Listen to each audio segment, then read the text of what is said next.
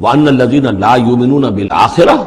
اب دیکھیے جہاں بھی وہ بات آتی ہے عمل کی خرابی کی تو ایمان بالآخرہ کا تذکرہ، اور وہ لوگ کہ جو ایمان نہیں رکھتے آخرت پر، آتدنا لہم عذابا علیما، ان کے لیے تو ہم نے فراہم کیا ہوا ہے دردناک عذاب.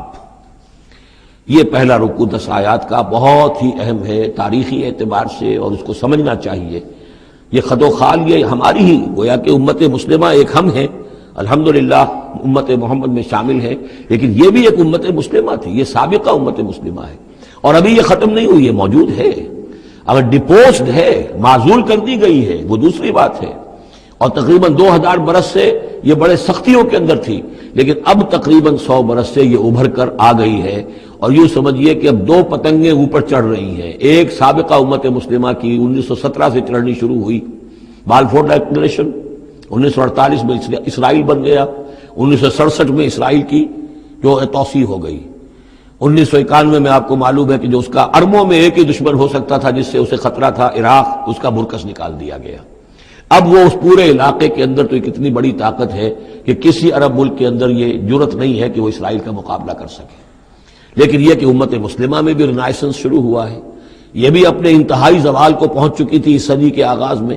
پہلی جنگ عظیم کے بعد جب سلطنت عثمانیہ ختم ہوئی، خلافت ختم ہو گئی 1924 میں، تو اس کے بعد سے یہاں بھی ایک رینائسنس شروع ہو چکا ہے.